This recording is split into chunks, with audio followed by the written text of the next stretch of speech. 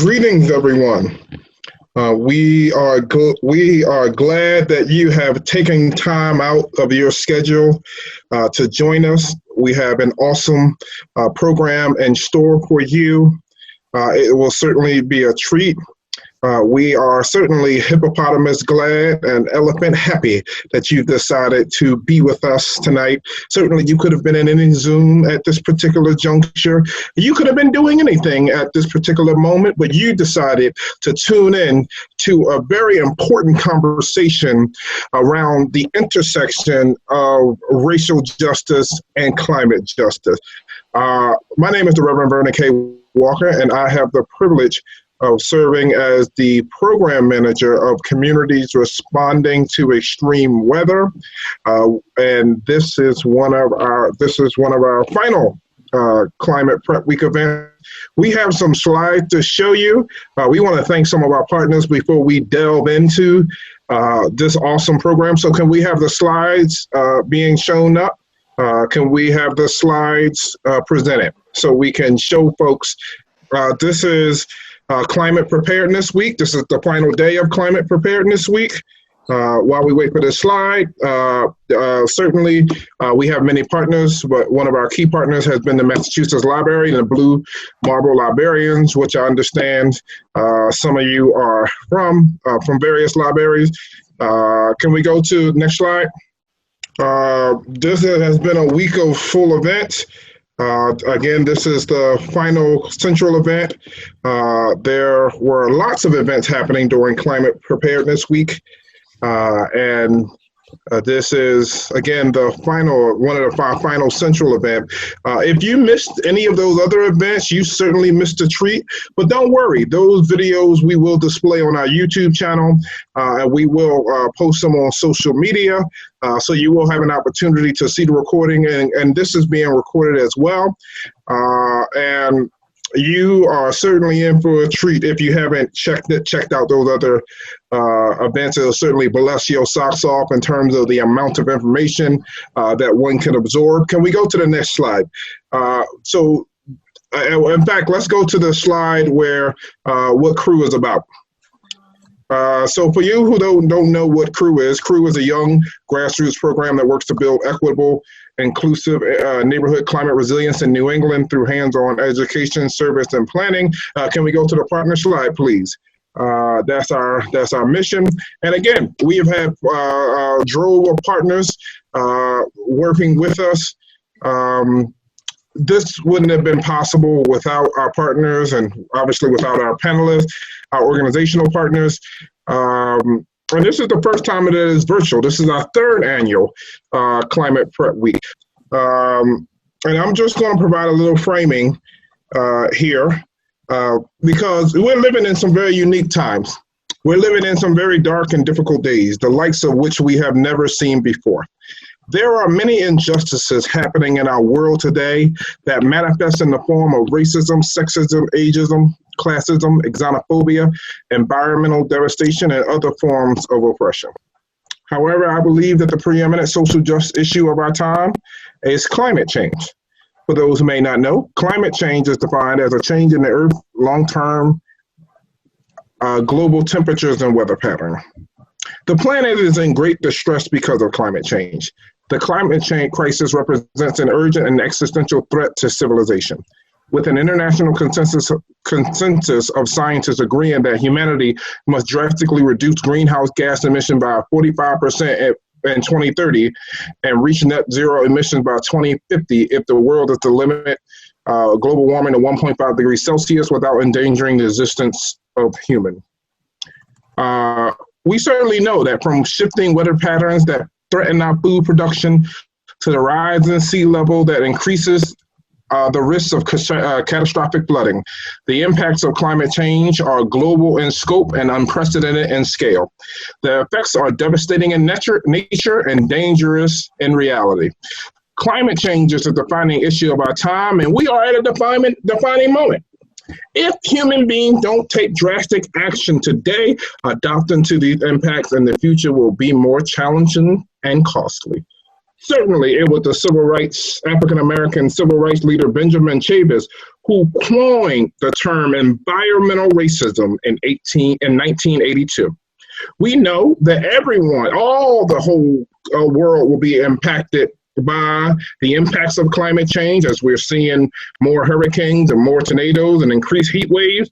However, Black and brown communities are disproportionately affected. It was Benjamin Chavis who defined environmental racism as such: racial discrimination in environmental policymaking, the enforcement of regulations and laws that deliberately target communities of color for toxic waste facilities, for the construction of toxic waste facilities, the official sanctioning of life-threatening presence of poisons and pollutants in our communities, and the history of excluding people of color from leadership in the ecological environmental movement. We must understand, folks, that in practice, environmental racism can take many forms. So let's really put it where the rubber meets the road. From workplaces with unsound health regulation to the sitting of coal-fired power station close to predominantly non-white communities. It could mean citizens drinking contaminated groundwater or being schooled in decaying buildings with asbestos problem. Dr. Robert Buller released a report, Toxic Waste and Race at 20 in 2007, and he's known as the father of environmental justice. He found in his study, and the name of the study is Toxic Waste and Race at 20, 1987 to 2007. Race, I quote what he said, race to be more important than, he found that race is more important than socioeconomical status in predicting the location of the nation's commercial hazardous waste facility.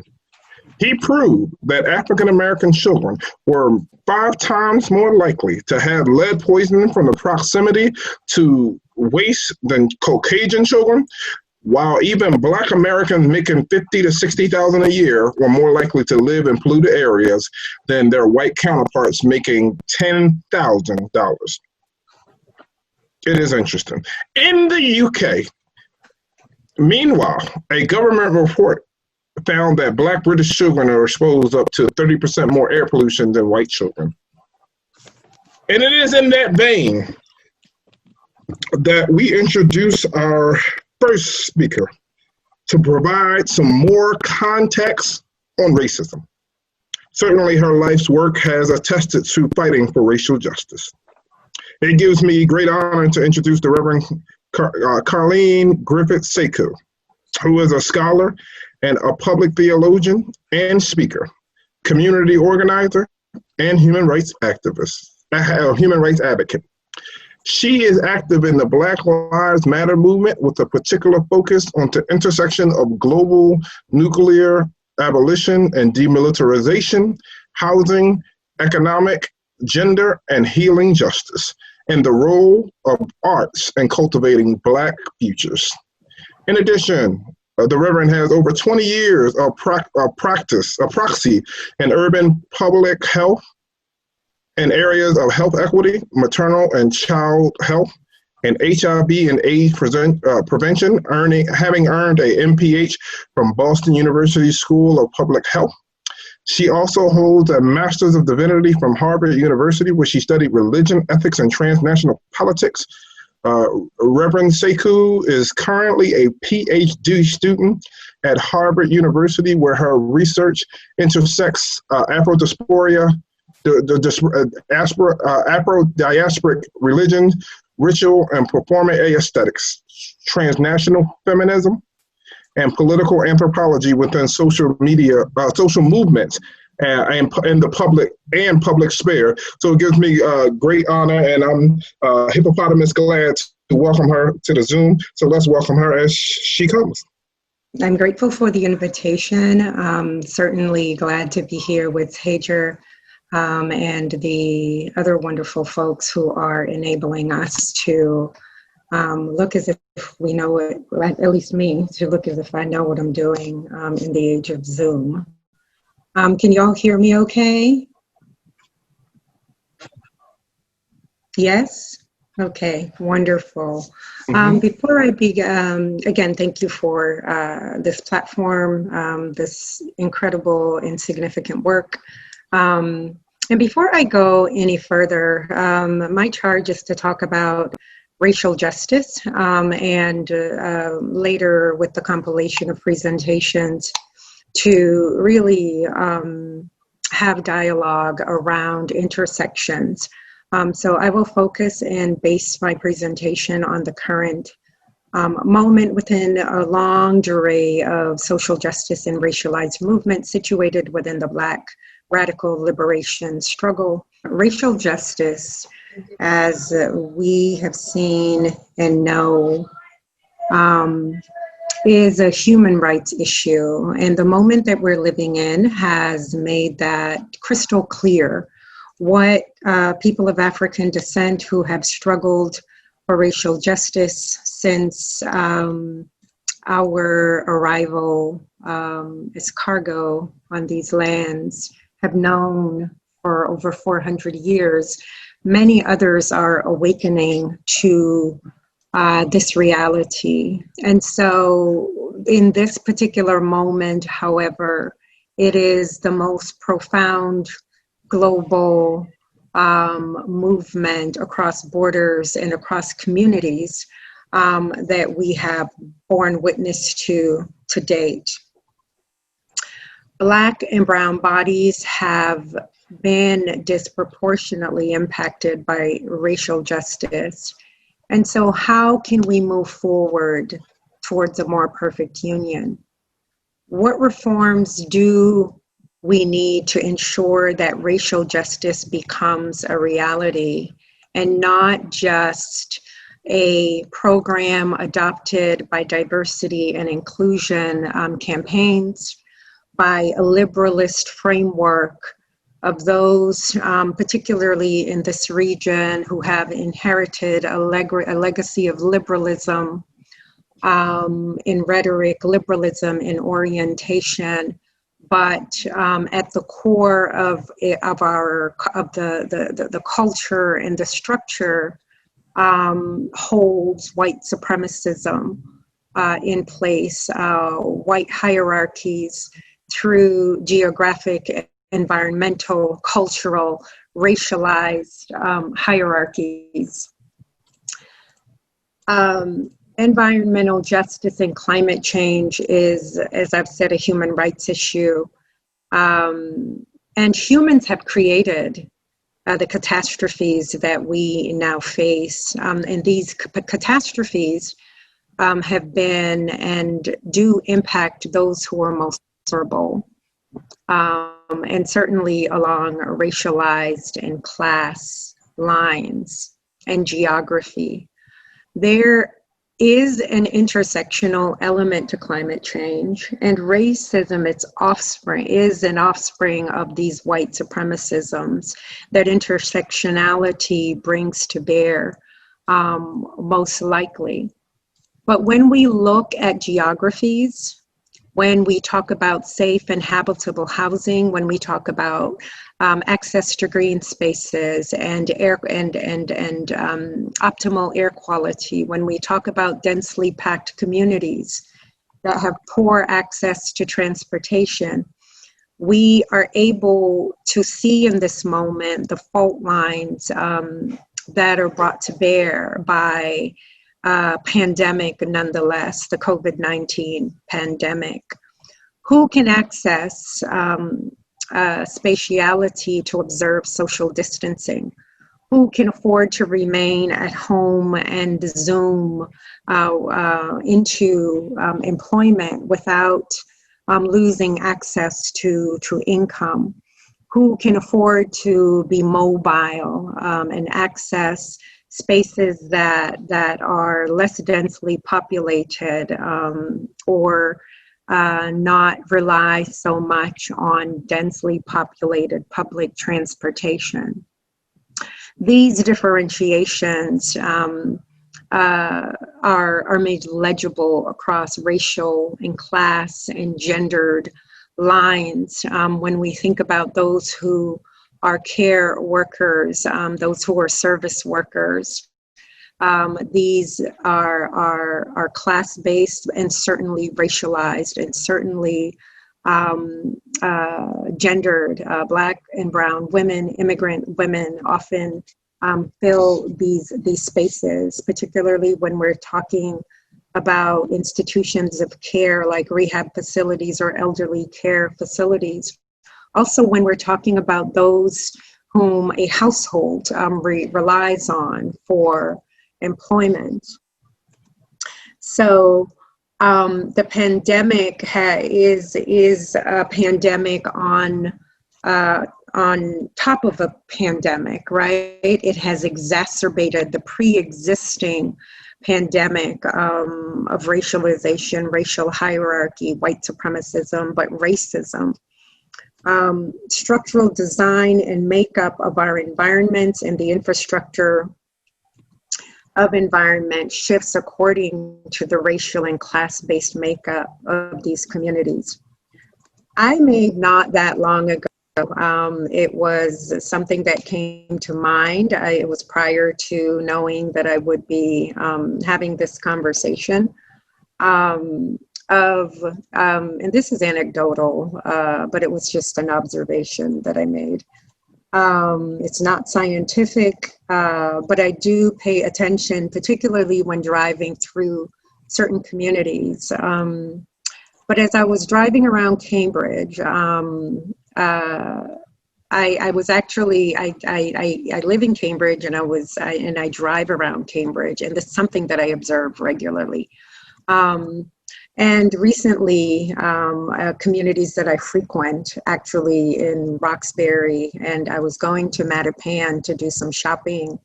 And I observed far less crosswalks, right? And so in my mind, wow, you know, I noted people for whom I had to stop so that they can cross in the middle of the streets. And that prompted me really to look for where there are crosswalks. This disparity of crosswalks in those communities across the bridge really got me thinking, you know, crosswalks in melanin-rich communities that are typically in certain communities. There is an economic disparity there. There's a higher immigrant, Black and brown communities in certain section, and certainly in the section that I was driving through. Is this a class-based or environment issue that is rooted in higher risk of environmental threats and risks? Black bodies are at greater risk because they're not seen as worthy of protection in the same way as white bodies. Certainly communities that have less resources, that are less economically resourced, are not offered the privileges of protection. It reminded me a few years of a study that delineated that white drivers are less likely to stop if the person in the crosswalk waiting is a Black person. Racial justice, whether it's targeting the poor, whether it's targeting Black, trans, LGBTQ, mentally or differently abled persons, and all of the intersections that by the carceral states rather, that are impacted by the carceral state, by gun violence from police. We are on the cusp of the housing moratorium ending. And that is of great concern to these communities. Housing discrimination, economic redlining that persists due to lack of access to financial resources, or financial resources that are disproportionately designed to gouge, to exploit and punish the poor. And the litany can go on and on and on. As we know, these intersections impact every major superstructure and the day-to-day infrastructures that are colored, no pun intended, across racial lines. Our task in this moment then is to reimagine what a true democracy might look like. In this failed experiment that is currently in this iteration, the United States of America, racial hierarchy, the hierarchy of humanity, right? I will put it within the framework of sacred worth and human dignity, that there is no racialized group that is more worthy of protection, that is more worthy of being resourced and enabled to flourish, to life flourishing and thriving.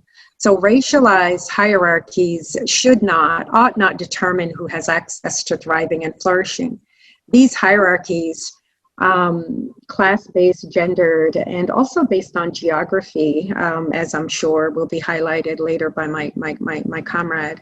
Poorer communities around the world, we know, in terms of climate impact, but also economically poor communities locally, right, are at greater and higher risk for dumping, for pollution, for toxic wastes, for less green spaces, less environmentally certified buildings, etc. If one had the courage to endure, and I will pivot a bit here, but if one had the courage to endure the debate last evening, we saw that we are living in an emergent fascist state in which overt white supremacists are emboldened to be loud. Actually, there was a clarion call. In fact, we saw the salute to the Proud Boys, and the dog whistle wasn't that. The dog whistle was the actual demarcation and agitation of the chasm between the Biden camp and the left or left-leaning impulses. Right, we see and know that police gun violence in our nation is a part of its very fabric, and that gun violence is typically targeted and aimed at Black bodies. The COVID pandemic that disproportionately impact Black and Brown communities do not mitigate this imminent, always imminent threat of terror and material physical violence, be that the patrolling and the occupation of our communities, be that the militarization of policing, of police forces, which pulls resources, right, in this militarized state that we live in, a warmongering imaginary of what it means to maintain, quote unquote, protections, only that it is framed as law and order, typically gets raised, as we saw last night, when the topic of Black resistance and uprisings and social protest is raised. This very thing that has called and have forced, unwittingly so, but nonetheless have Black folk have risen to the occasion, having always to call attention to prick and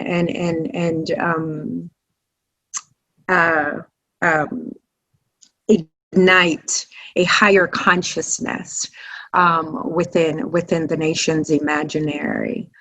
And so what we saw in the video depicted in what we know is a cry to defund the police.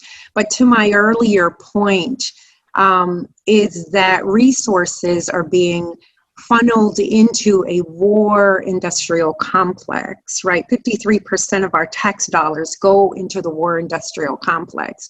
It is being funneled into the militarized police, policing that does not, for all intents and purposes, keep any of us safe, but it certainly targets Black communities and protects this geographic hierarchy, the racialized hierarchy, and protects white boundaries, white borders, white geographies, and white communities and white bodies.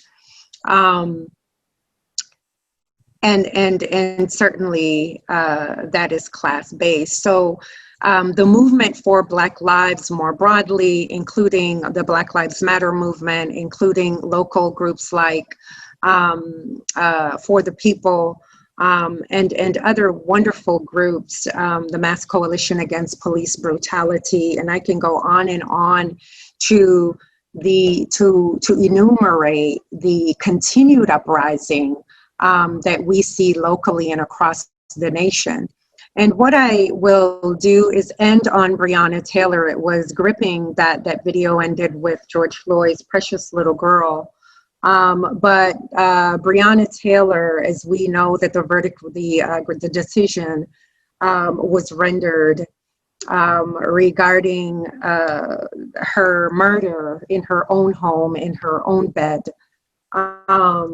And that the drywall that caught the bullet was more valued than her life, or that really, as another comrade put it, that the officer is being punished because not so much that she was murdered. They're not punished for her murder, but they were punished for what that they missed, essentially. And so I want to stop there, you know, because what that verdict did within the psyche of Black people all over the world, but and particularly in the United States, is a psychological signification. It's paramount to psychological terror by the state that says Black lives don't matter, but more, Black women's lives don't matter. And so this reality, coupled with the political moment of the impending elections, regardless of who occupies the White House, our job remains the same, right? The manifestations are a bit different. We might be lulled back into a different sense of false security, a different sense that white supremacism and racism aren't imminent threat to Black bodies always. Yet it is not as perhaps visible in those underground operations, those who are comfortable just being allies and not having skin in the game, getting in the streets or risking something of their own level of comfort for this fight of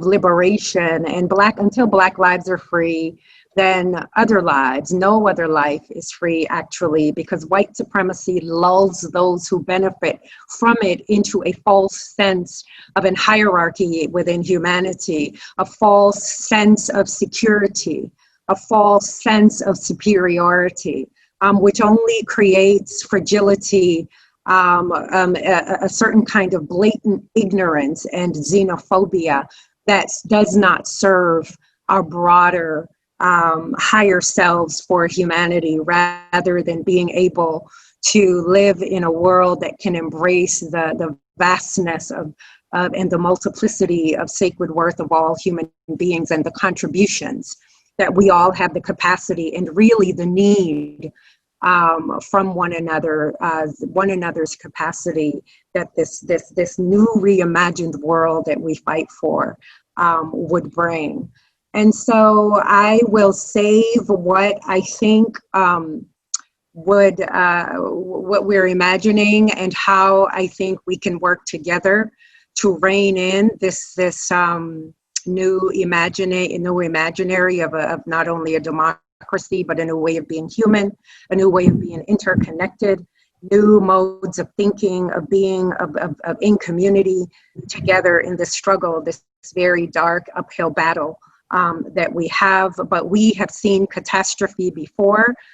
I stand in a lineage and a legacy of a people who have seen multiple apocalypses. We have seen catastrophes, and we have emerged, and we continue to fight, and we believe that we will win. Thank you so much. Thank you so much, Reverend, for those powerful, poignant words. And we will come back to some of what you said later to perhaps and reflect on and that and the Q&A. It gives me great honor as we transition to our next speaker. It gives me great honor And I am just eagle happy and peacock proud to introduce one Hajar Logan. For those who you may not know who she is or have had the privilege of meeting her, I'm going to read parts of her bio, of her impressive, lengthy bio. And it certainly doesn't even do her justice, but I will begin. Hajar Logan is a 24-year chief officer and operations executive with formal experience in several social enterprises, businesses, and nonprofit organizations. Ms. Logan has 19 years of experience as a business and organizational development consultant with experience building brands, operations, and revenues across a variety of industries with professionals from diverse backgrounds. Ms. Logan specialized in maximizing work outputs in small teams and managing large subcontractor teams. Ms. Logan also specialized in working with businesses whose operations are funded without loans. Ms. Logan's work was deeply rooted in building businesses in marginalized communities and seeking community guidance to develop economical empowerment across diverse communities. In 2019, Ms. Logan was hired as a climate and transit-oriented development director at Alternatives for Communities and Environment, where I first met her in her work with ACE, or is known as the acronym ACE. In this role, Ms. Logan organized the local community to build programs that demand just impact from neighborhood redesign and transit-oriented development. Ms. Logan also built a company vision of public policy and campaign strategy that centered the case for fair housing and fair lending litigation through building policy intersections between neighborhood development and urban design, as well as housing, transit, climate, and environmental justice. Their work was designed to achieve a better community engagement, economic empowerment, housing stability, and public health outcome. In 2020, where we are now, Ms. Logan was accepted to the Master's in Public Policy program at Tufts University, where she is studying urban policy and planning, economic and neighborhood development, and is expected to graduate in 2022. So without further ado, I'd like to bring Ms. Logan, or Hajar, to the screen, and you're certainly in for a treat, and we're so glad to have you here, so we will welcome you to the Zoom. Thank you. Good evening. I know that you've heard my name two ways, so I'll say how I say it. It's how I say it is not how it's said by all who speak it, and that's fine with me. So my name is Hajar Logan. That's how I say it. I'm really grateful to be here. I'm really grateful for Reverend Griffith Sekou. I'll use both your names, your last names. And for her work and for every part of the movement, and also for Reverend Walker for being an advocate and champion for climate change and discussing climate change and being impactful in climate change within the urban community in Boston, Dorchester, Roxbury, Mattapan, and for really being a stand for what I hope you guys will hear and see as a large, loud cry for social justice around climate and environmental justice. I'm going to share some slides with you, and I'm certainly going to speak above the slides, so let me refer them to you, though. Margaret, do you have them, or would you like me to do it? Yeah, I can share. I got it. It's okay. Oh, okay. All right. So we're going to talk about climate change and racial justice, as I've said. I want to start by looking at the systemic issue of air pollution and air quality in Roxbury, in our communities.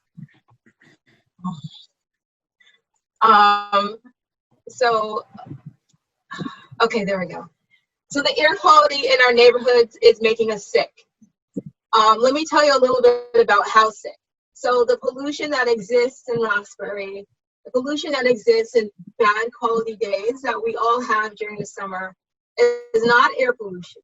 It is not, not pollen. It is fine particulate matter, the kind that coats your lungs and creates a constant and chronic low inflammatory condition. This condition is key to issues like asthma, pulmonary disorders, like disorders that directly are triggered by your lungs and create a shortened lifespan, and cardiovascular diseases. I don't know about you, how many elders that you know, but these cardiovascular diseases result in brain strokes in our community, result in heart disease in our community, result in diabetes, result in hypertension. This stuff makes me upset, so bear with me. And these diseases are chronic, and we have them at a higher condition.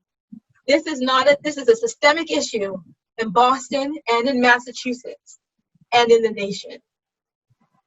And I'll tell you more about how that came to be. First, I want to talk to you a little bit about COVID-19 and its impacts and the way that the COVID-19 has directly related to this condition.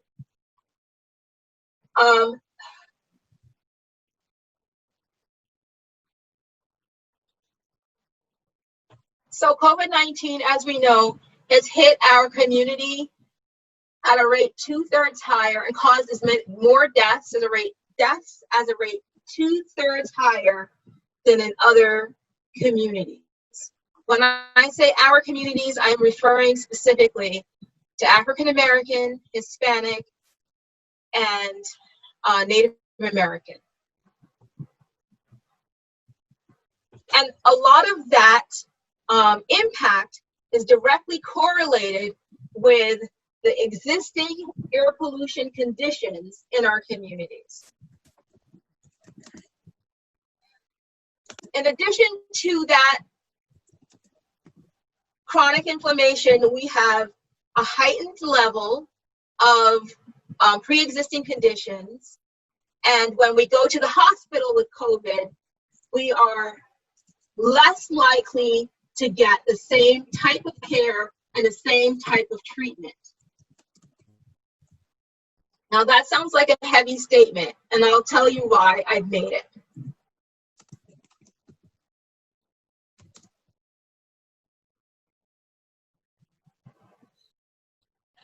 The state of Massachusetts published a guidelines for crisis care for hospitals, and as I understand it, these guidelines were published across the country. The guidelines specify that because there's not enough, as we know, there's not enough triage equipment when there's a pandemic. That's part of why it's a public health issue if the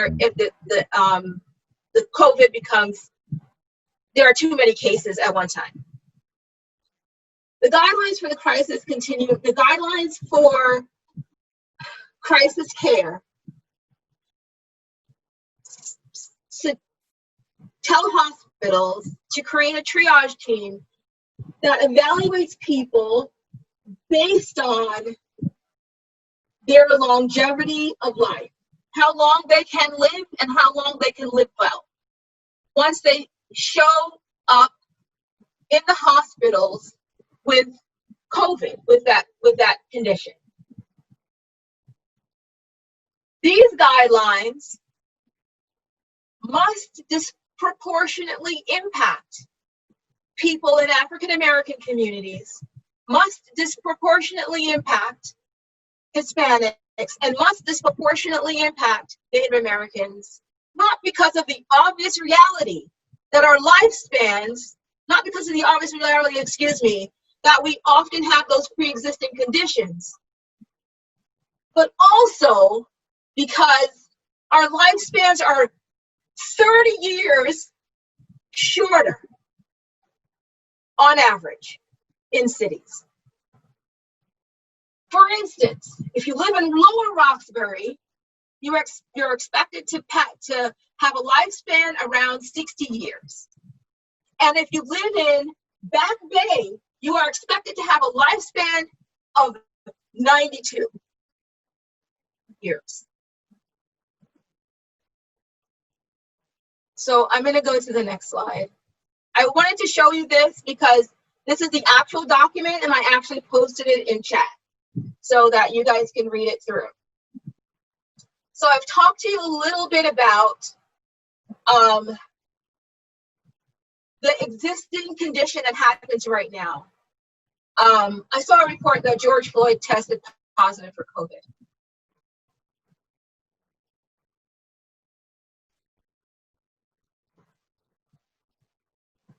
So I'm going to take a minute because every time I look at this, it just stresses me out. I'm going to come back to the talking about air pollution with regard to vehicle emissions, because this is a systemic issue in low-income communities and in communities that are close to urban centers and have had systemic issues with light industry and with hazards and hazardous pollution, as well as vehicle traffic. I wanted to get to the issue that Reverend Walker and I speak about often, and that is that we had a chronic and systemic heat island effect that exists above a city. So most cities have heat islands, and those cities have heat islands because they have a lot of concrete, they're dense, they have little trees, and they have large vehicle traffic. But in cities that are historically redlined, and as a result of that historical redlining, were deemed hazardous, and therefore had all of the high polluting industries within the city, within their borders, there is what is called a heat island effect. And that heat island effect can give you a heat effect or a heat index that is 40 degrees higher than other communities.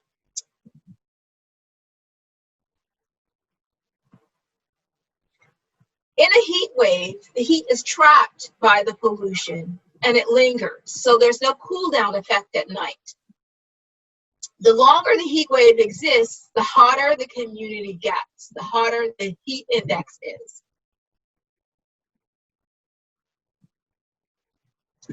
In 1995, in Chicago, over 700 people died in a 4-day heat wave.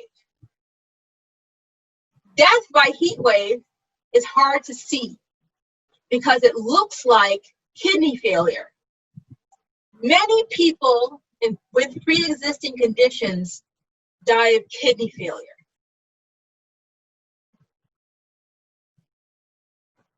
I'll relate this to Boston. Differences in temperature in Boston and surrounding areas. This is a heat map from July 3rd, 2017. As you can see, the areas where the heat wave is, Boston, Somerville, East Boston, Charlestown,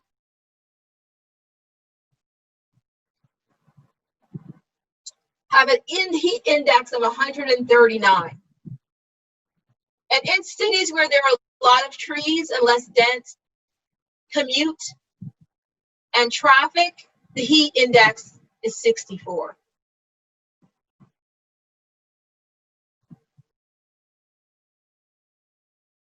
So there have been studies. I know that Reverend Walker has worked on some of these studies, and can ground you in this truth further. We have looked at this issue, and the city of Boston is currently looking at ways to address this heat island effect.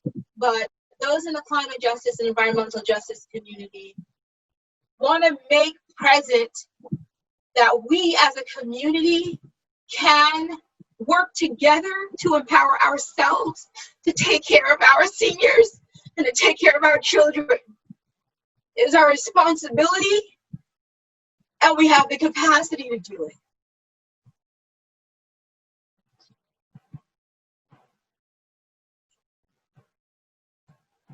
So we're doing a lot of work in this area.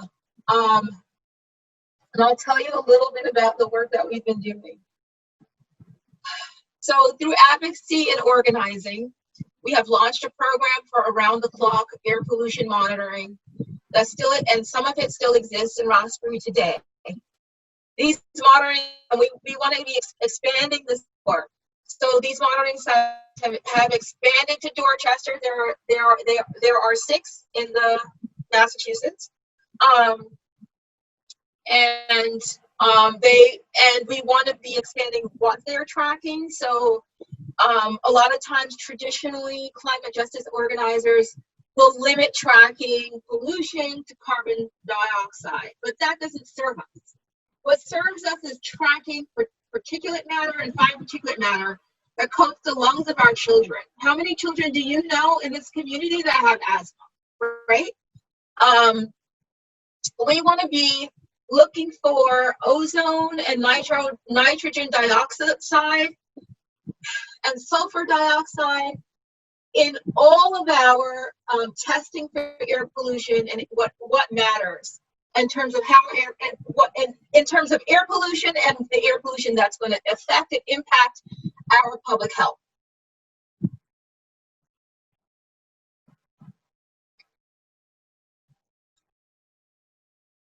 So some of the work that we're doing is we're creating standards for building emissions and building emissions performance, and making sure that those standards include tracking the right types of pollutants that impact our public health.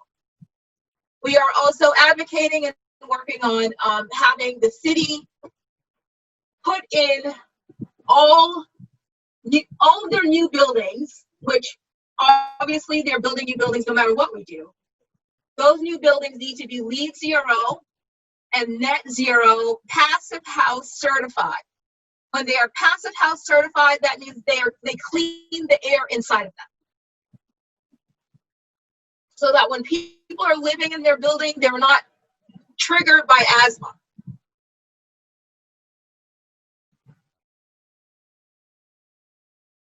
So this is more of that. And I just, I want to thank you and ask you please to get involved. I know Reverend Walker has information. The Dorchester Climate Justice Alliance is, we're all working together to solidify how we will move forward.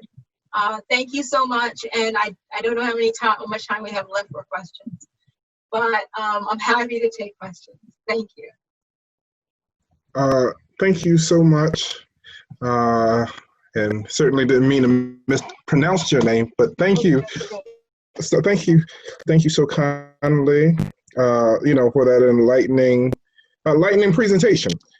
So we have some questions, so we could just open it up, and anybody can feel free to take these questions. Just want to ask a few for our remaining time. This question comes from Rosemary Keene. President Eisenhower in 1950 saw the problem of excess spending on the military draining resources away from everything else and warned us against it. What are your thoughts about why this continues and worsens? So let's open up to anybody.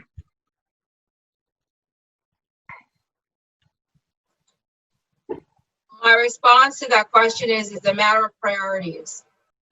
It's a matter of the priorities of those in power and the level to which we are going to respond with the power of our own.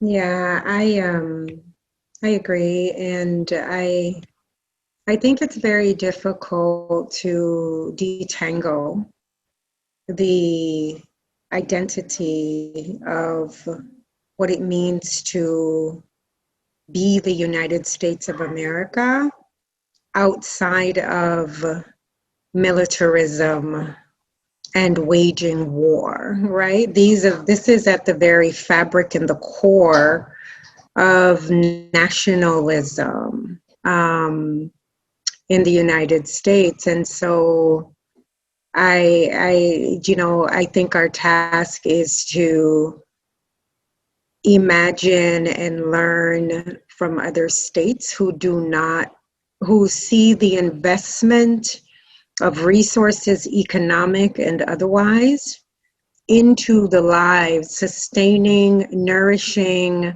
honoring, and uplifting lives rather than an imperialistic thrust, which then is executed through violence and force. We saw that over and against the bodies of Indigenous lives. We saw that in the maintenance of the plantocracy. We see that in the age of a carceral state. We see that in policing and militarism.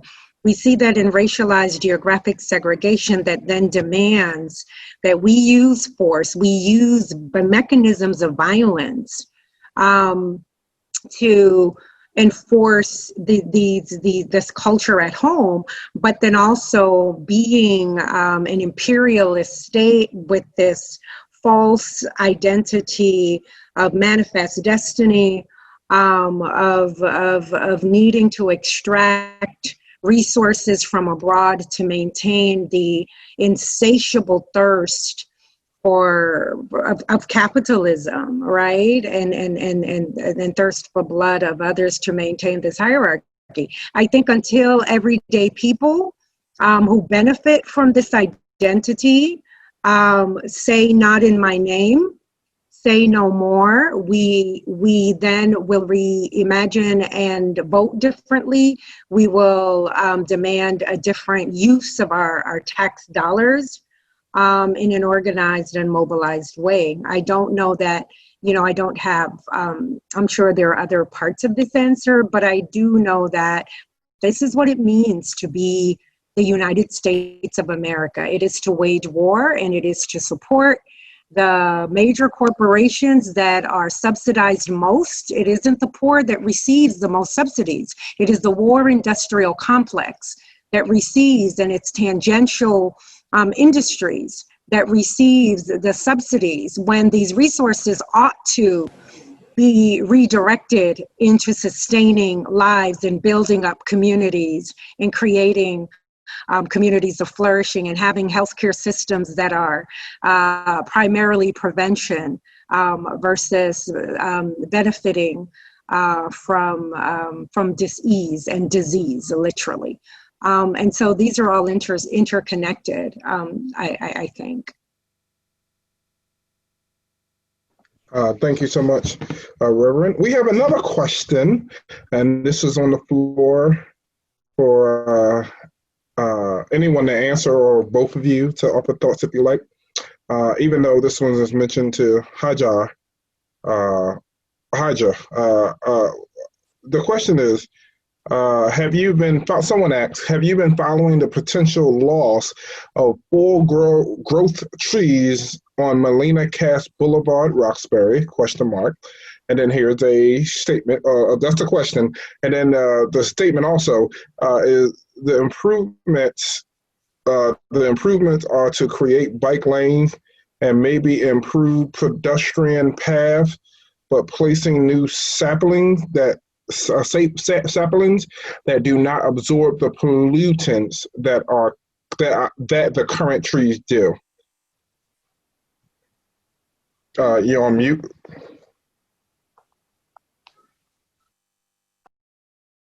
Unmute.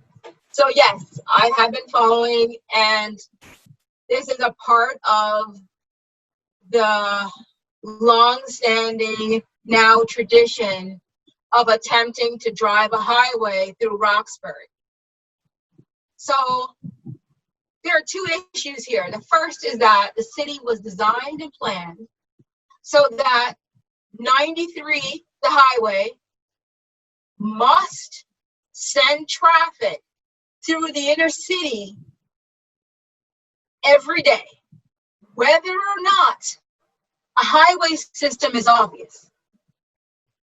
If you live on Morton Street and Blue Hill Avenue or near Morton Street, if you live near Columbia Road in Dorchester, these are in Dorchester, near Mass Ave, and if you live near Melnia Cass Boulevard, and the real sick thing about the whole thing is that they are building up Melnia Cass Boulevard, so it's all brand new apartments for families. And at the same time, expanding Melnia Cass Boulevard.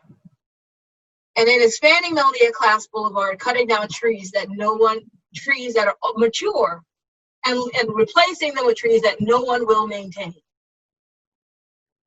So this is the issue you're speaking to. And there's another issue, another movement that we need to build around putting trees in on all of our major roads and maintaining them. So yes, I am familiar with it.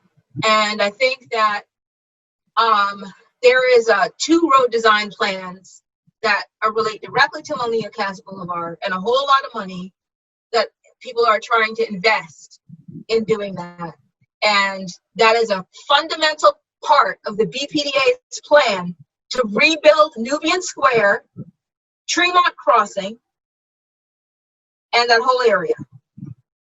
So let's keep fighting, because we have to fight for that. We have to fight for our mature trees and fight for new trees that will help to reduce air pollution. Thank you for your question.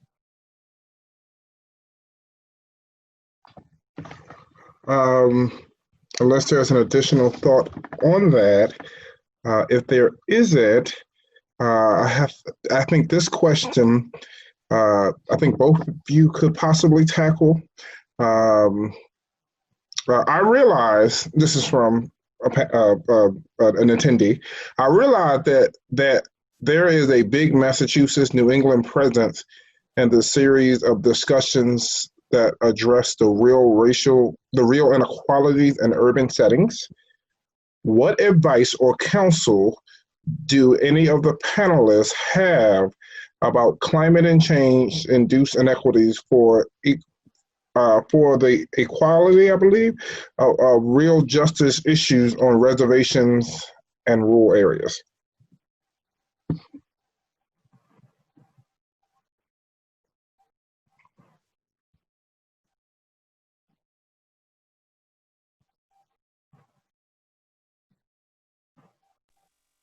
Vernon, I missed the first part of the framework of that question.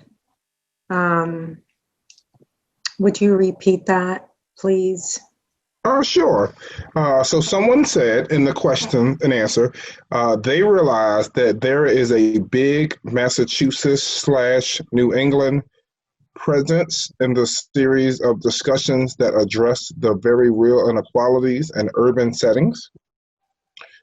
Then the person goes on to ask, what advice or counsel do any of the panelists have about climate change induced, or it looks, I think the person meant induced inequalities for the for the real justice issues on, for the equally real justice issues on reservations and rural areas.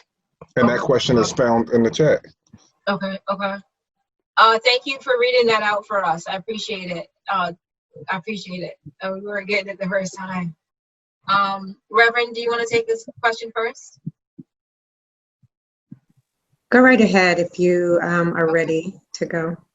Sure. I'll just say that that's a great question and an important one. We need to have more listening sessions with communities that are on tribal lands and in rural settings, so that we can build a equal mechanism for advocacy, and some of that I always ground myself in the reality that no one advocates for someone better than they advocate for themselves. So you leading and us leading that movement would be sort of disingenuous, and it would be really helpful to support the movement that's being done already. And so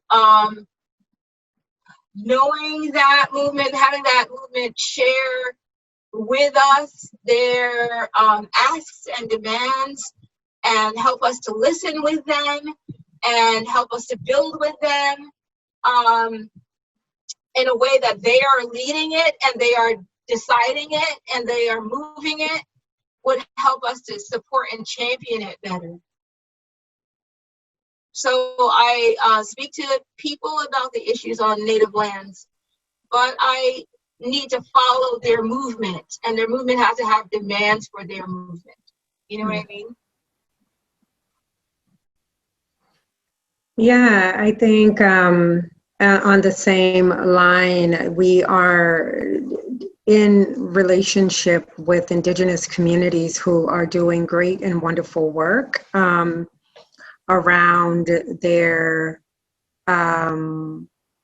context. I think the challenge for us is to be in relationship with these communities so that we are amplifying, we are coming alongside, we are honoring their leadership, we're honoring their solutions for themselves. It is not, there is an intersection. There are, racial justice issues within Indigenous communities as well, because there are people who are Indigenous of African descent as well. So there are overlaps, there are linkages, there are intersections. Yet Indigenous folk are organized, and Indigenous folk invite us as much as we are open and invite Indigenous movements to stand alongside our struggle. We are in relationship with and open to amplify and support their leadership and their movements as well. And I say there, not to delineate between them and us, but to honor the specificity of how each community moves, of the demands and the ways in which we approach liberation struggles. And each have unique gifts and strategies and vision for the world that we all will benefit from. Thank you so much. As we are wrapping up, I know we have additional questions, but we wanted to try to keep this to an hour, and I want to offer the panelists an opportunity to share final thoughts. For the additional questions that we have, I think those may be saved in the chat. Certainly we want to be respectful of people's time, because this has been an awesome panelist, and I don't know about the rest of the attendees, but I certainly have learned a lot. So I'd like to turn it over to our esteemed, wonderful panelists to ask if they would like to share some final thoughts for this program.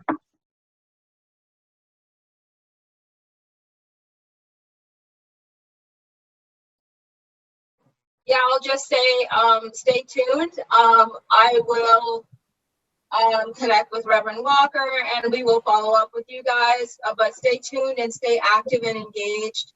I appreciate you attending our climate justice panel and seeing the intersection between climate and racial justice, and really getting grounded in the fact that environmental climate justice and climate justice are key parts of how we discuss public health in low-income communities, and just really important.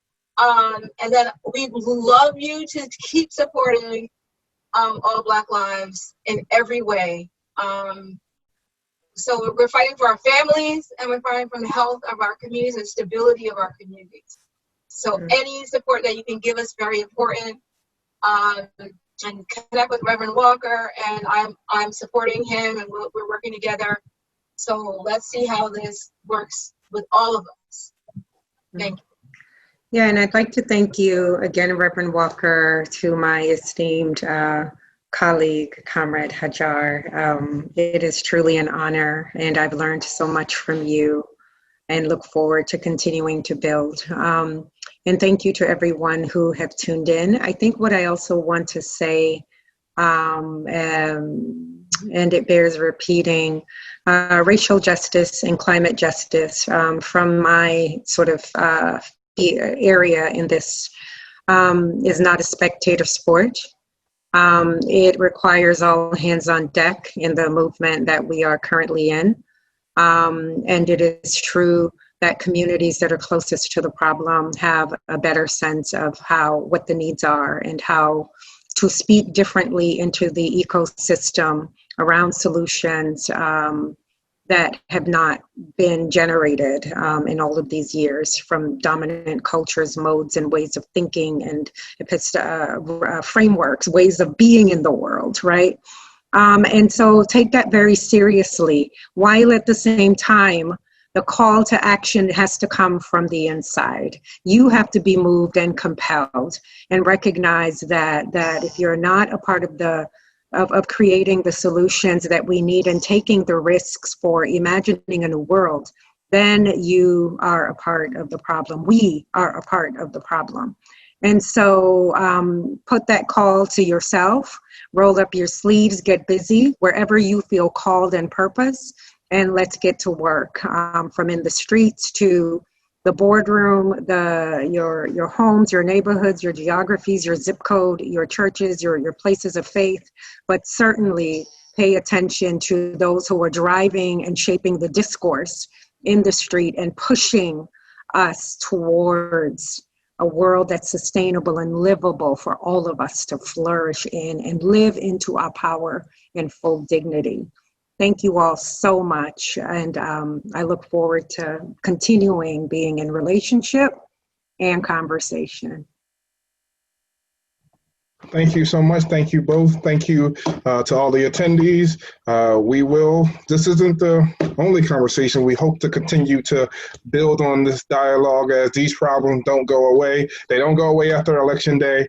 These issues are still befronting us. So certainly we need unity across the aisles, racial and political, to work to come up with and help create a more just and equitable world and create that beloved community that Dr. King talked about. Well, we'll see you all later. Panelists, thank you so much. I really appreciate it. Looking forward to following up via email with you all, and we will make sure that everyone has access to these videos, to this wonderful, empowering conversation, and look forward to seeing you all again. Thank you. Good night. Thank you.